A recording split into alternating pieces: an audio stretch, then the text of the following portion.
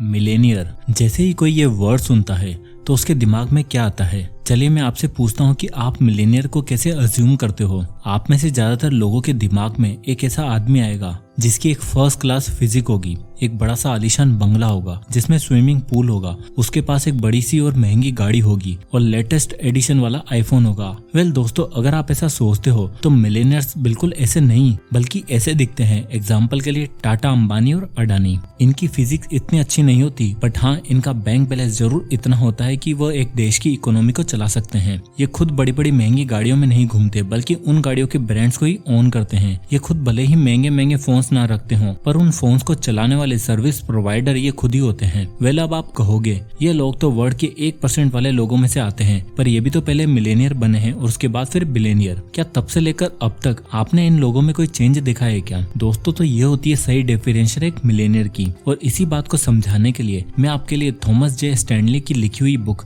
The Millionaire next door की मदद से आपको ये बताने वाला हूँ कि असल में रिच लोग कौन होते हैं, वो कैसे माइंडसेट रखते हैं और रिच लोगों की क्या क्या हैबिट्स होती हैं जो उन्हें फाइनेंशियली अवेयर और फ्री बनाती हैं। तो दोस्तों, इस कॉन्सेप्ट को हम एक एग्जांपल के थ्रू समझने की कोशिश करते हैं। मान लीजिए कि दो दोस्त होते हैं, एक का नाम है राहुल और दूसरे का नाम है अमित। दोस्तों, राहुल एक बड़े आलीशान घर में रहता है, उसके पास एक बड़ी सी लेटेस्ट एडिशन वाली मर्सिडीज है और वो हमेशा डिजाइनर कपड़े पहनता है, काफी ट्रेवल करता है। वहीं दूसरी तरफ अगर मैं अमित की बात करूँ तो पिछले 15 साल से एक ही घर में अपने पेरेंट्स के साथ रह रहा है। वो भी गाड़ी ओन करता है पर लेटेस्ट एडिशन नहीं। अमित को ज्यादा फ्लैशी लाइफस्टाइल जीने का, महंगी महंगी गाड़ियां रखने का और फैशनेबल कपड़ों का शौक नहीं है, जबकि वो अपना मोस्टली टाइम स्पेंड करता है फाइनेंशियल बजट्स बनाने में, एसेट को रिक्वायर करने में। अगर मैं आपसे पूछूं कि आप इन दोनों में से किसे रिच और वेल्थी समझोगे तो आप में से मोस्टली लोगों का आंसर राहुल ही होगा। वेल, इसका सही आंसर है अमित। वो सारी क्वालिटी रखता है जो एक मिलियनेयर की होती है। पर अब आप कहोगे कि राहुल के पास ज्यादा एसेट्स और ज्यादा बढ़िया लाइफस्टाइल है, वो एक काफी अच्छा बिजनेस भी चला रहा है और उसकी इनकम भी काफी अच्छी है। पर दोस्तों, राहुल के अंदर एक खराब आदत है कि वो अपना मोस्टली पैसा खर्च कर देता है फ्लैशी लाइफस्टाइल जीने में। और वही दूसरी तरफ अमीर एक वेल्थी पर्सन है जो सिर्फ एक इनकम नहीं बल्कि मल्टीपल सोर्स ऑफ इनकम से पैसा अर्न करता है।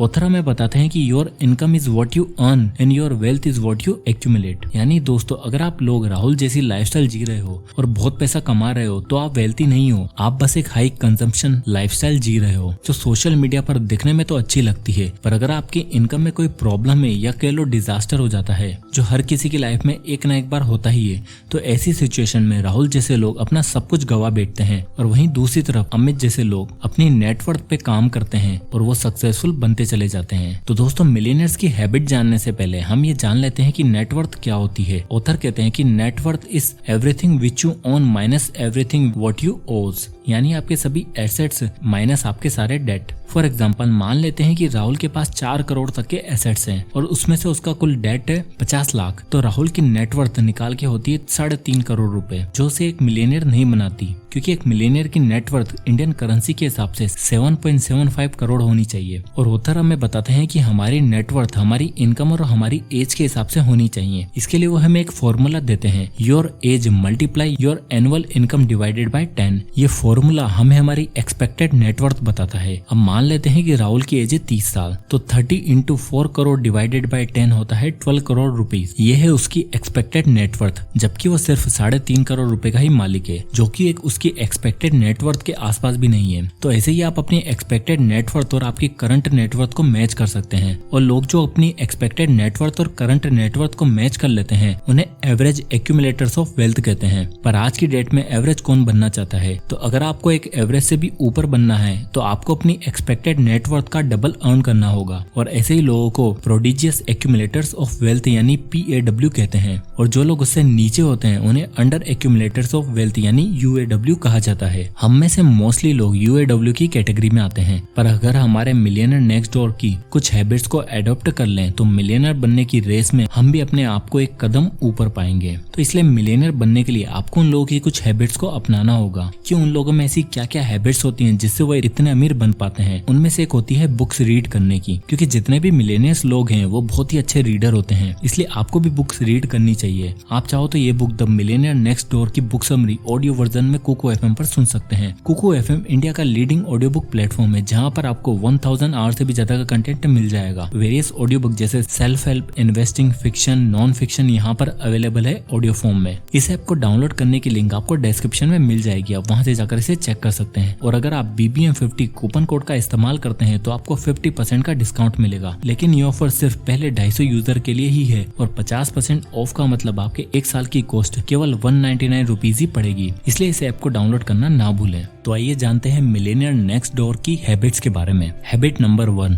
दे आर फ्रूगल। दोस्तों, आपने कितने ही ऐसे लोगों को देखा होगा जो अपने पेचेक आते ही सोचते हैं एक नया फोन खरीद लेते हैं, कुछ नए कपड़े ले लेते हैं, कहीं मूवी देखने चले जाते हैं या फिर कोई ट्रिप लगाते हैं। और भले ही वो पेचेक करोड़ों में क्यों ना हो, ऐसे लोग सही मायनों में कभी मिलियनेयर बन ही नहीं पाएंगे, क्योंकि अल्टीमेटली उनका खर्चा भी करोड़ों में ही होता है। पर हमारे मिलियनेयर नेक्स्ट डोर फ्रूगल यानी कॉस्ट इफेक्टिव होते हैं, जिसका मतलब है वह अपने रिसोर्सेज को इकोनॉमिकली यूज करते हैं और ऐसी जगह पर अपना पैसा और टाइम देना जहां से आउटपुट अच्छा मिले और वेस्टफुल एक्सपेंसेस ना हो। पर आज के इस हाईली कंजप्शन भरी लाइफस्टाइल में ऐसा सोच पाना थोड़ा मुश्किल है, क्योंकि ना चाहते हुए भी लोग अपने आप को दूसरे से बेहतर दिखाने के लिए माइंडलेसली स्पेंड करते हैं और फ्रूगल नहीं बन पाते। मैंने बहुत से ऐसे लोगों को देखा है जो मार्केट में आईफोन का जैसे ही नया मॉडल आता है उसे खरीदने निकल जाते हैं, महंगे महंगे 5 स्टार रेस्टोरेंट में जाते हैं जहाँ पर वो अपनी इनकम का 30-40% तो स्पेंड कर ही देते हैं सिर्फ शो ऑफ करने के लिए। देखो दोस्तों, फ्रूगल बनने का मतलब कंजूस बनना नहीं है, बस ये देखना कि आप कैसा अपने रिसोर्सेज को वेस्ट होने से बचा सकते हो और सिर्फ मिलियनेयर दिखना ही नहीं बल्कि बन भी सकते हो। Habit number 2, they are investing in stocks. Mostly millionaires अपनी फाइनेंशियल प्लानिंग में काफी ज्यादा टाइम स्पेंड करते हैं।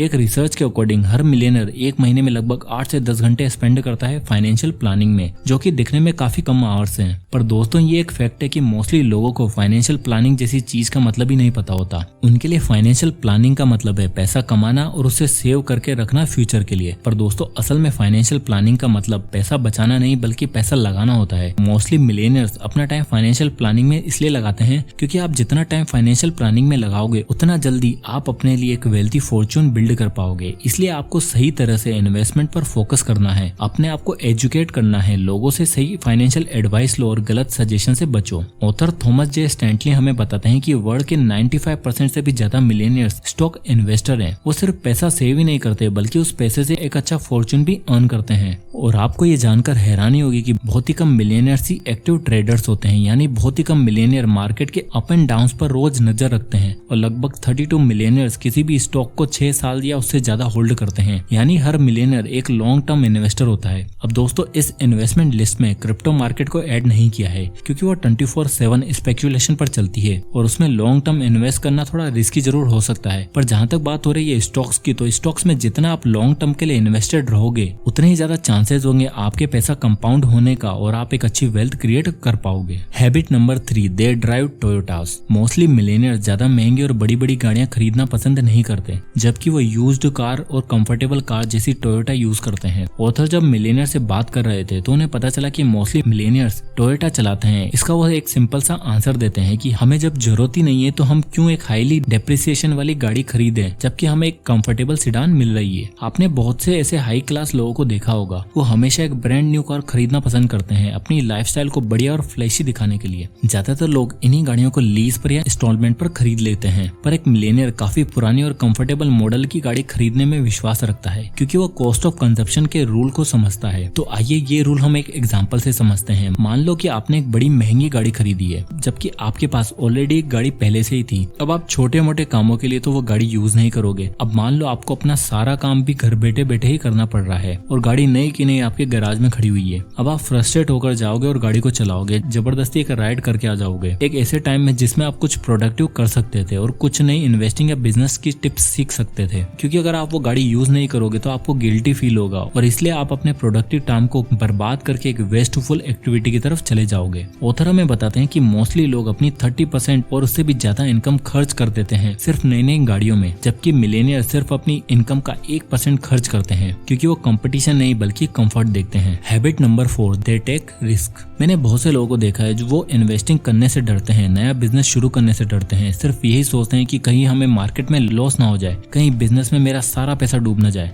और अगर मैं सक्सेसफुल नहीं हो पाया तो मेरे फ्रेंड्स और मेरी फैमिली मुझे निकम्मा, नालायक और न जाने क्या क्या बुलाएंगे। वेल दोस्तों, वेल्थी बनने के लिए आपको कुछ स्ट्रेटेजिक इकोनॉमिक रिस्क लेना पड़ेगा। फेलियर का डर सबको होता है, पर सेल्फ मेड मिलियनियर्स अपने डर पर कंट्रोल करके कुछ स्ट्रेटेजिक डिसीजन लेते हैं और अपने रिस्क को कम से कम करते हैं। पर सबसे इम्पोर्टेंट चीज वो ये रिस्क बहुत ही कैलकुलेट करके लेते हैं। अब मान लो आपको कोई नया फोन या नई बाइक लेनी है, तो आप ऐसी दुकान पर जाकर तो फोन नहीं ले आओगे। आप उस पर ठीक से रिसर्च करोगे, उसके प्राइस मैच करोगे, उसकी सारी डिटेल्स लोगे और तब जाकर वो चीज खरीदोगे। तो दोस्तों बिल्कुल ही इसी तरह हम कोई बिजनेस या इन्वेस्टिंग डिसीजन लेते हैं, जिसमें हमें उसकी सभी रिस्क को सही से स्टडी करके मिनिमाइज करना आना चाहिए। ऑथर बताते हैं कि मेरे बहुत से MBA स्टूडेंट रिस्क लेने से डरते हैं। वो एक सिक्योर जॉब के पीछे भागते हैं सिर्फ इसलिए ताकि उन्हें कभी एम्प्लॉयड होने का डर ना रहे, और इसी चक्कर में वो कभी बिजनेस ओनर या एंटरप्रेन्योर नहीं बन पाते हैं। उनमें से बहुत सौ का मानना है कि earn, spend and let the company take care of them for the rest of their life. इसलिए दोस्तों मिलियनियर बनना रिस्की है, बट रिस्क अगर स्ट्रेटेजिक हुआ तो आपको द मिलियनियर नेक्स्ट डोर बनने से कोई नहीं रोक सकता। तो ये थी वो 4 हैबिट जो हर कोई मिलियनियर फॉलो करता है। तो आई होप ये वीडियो आपको पसंद आया होगा। इस वीडियो से आपको कुछ ना कुछ सीखने को जरूर मिला होगा। तो इसे लाइक करो, ज्यादा से लोगों तक शेयर करें। अगर आप इसी तरह के वीडियोस देखना चाहते हैं तो हमारे चैनल को सब्सक्राइब करें। मैं इसी तरह का कंटेंट लाता रहता हूँ। और अगर आप किसी बुक या टॉपिक पर वीडियो चाहते हैं तो हमें कमेंट करके जरूर बताएं। मैं उस पर वीडियो बनाने की पूरी कोशिश करूंगा। तो मिलते हैं नेक्स्ट वीडियो में, तब तक के लिए जय हिंद।